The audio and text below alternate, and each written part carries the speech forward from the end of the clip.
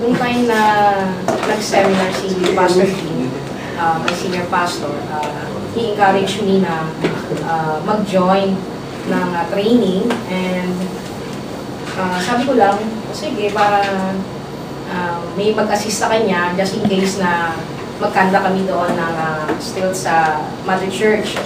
So, para sa akin, yun lang muna yung aking iniisip. Pero, nung time na yun ay 3 days, nandito po kami kasama ko yung dalawa naming workers sa Mother Church. So, nung nandito na kami, parang sabi ko, kakaiba.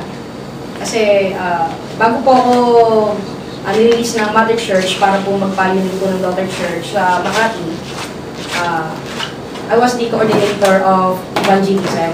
So sabi ko sa isip ko, ang dami ko nang alam na strategy, sanay na ako sa ganito, sa ganyan. So yun yung nasa isip ko. Pero nung nandito na, sabi ko nga iba ito.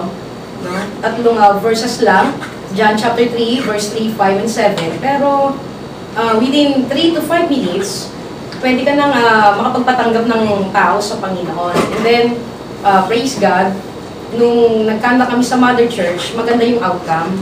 Sabi ko, sige, kailangan matrain pa ako ng gusto. Then, nagkaroon kami ng batch 2. Sabi ko, ako naman sa Makati. So, nagkanta ako sa Makati, batch 1. Ang tinanggap ko lang na participant ay 10. Kasi ayoko po ng marami. Pag marami, medyo magulo. Ang hirap silang i-supervise. Pero, out of 10, 9 po yung nakagraduate. So sabi kong ganon, kailangan makagraduate yung 10, pero yung isa talaga hindi niya natapos. Pero nakita ko po, after the training, Saturday po ako nag-conduct ng training, then after that, kinalingguhan, Sunday service, boom, daming tao sa church. No? So sabi ko, wow. So sabi ko, grabe, maganda yung kanyang impact. So maging yung congregation, nagkaroon sila ng fire, na nakakita sila ng mga bagong mukha sa loob ng church. Sabi ko, parang nakaiba to, pastora. And then, nung nagkanta kami ng second batch, talagang ang daming nag-apply, pero sabi ko 10 lang ang i-accommodate ko. And praise God, last Sunday, nagkaroon kami ng graduation, 10 out of 10 nakagraduate. And yung aming outstanding student ay bata pa, first year college, 17 lang siya.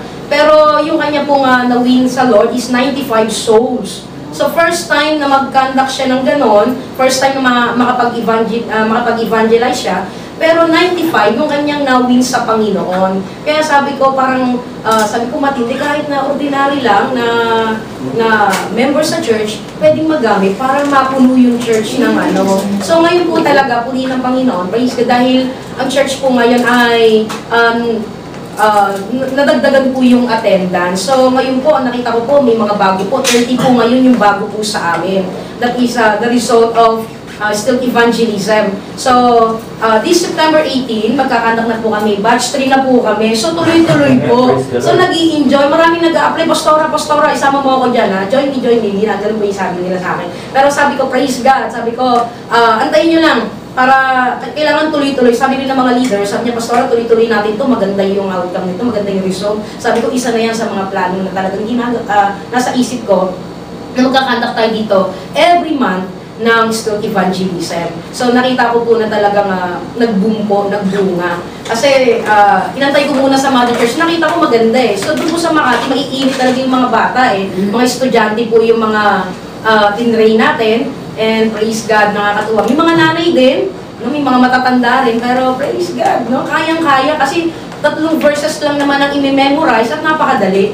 Kaya sabi ko, very, ano po siya sa church namin, tawag dito, naging pagpapala siya at maganda yung result nito sa church namin. Praise the Lord.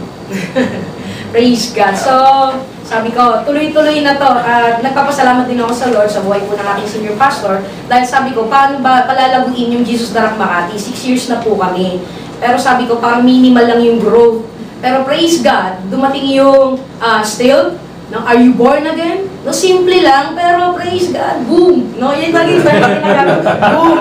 No, talagang salamat talaga kay Pastor Jim, talagang yung kanyang tulong, no, kasi gusto niya rin po talaga na mapalago ko rin po yung Makati, at salamat po talaga lagi niya po ako sinusuportahan. And thank God for Pastor Tony, for the still evangelism.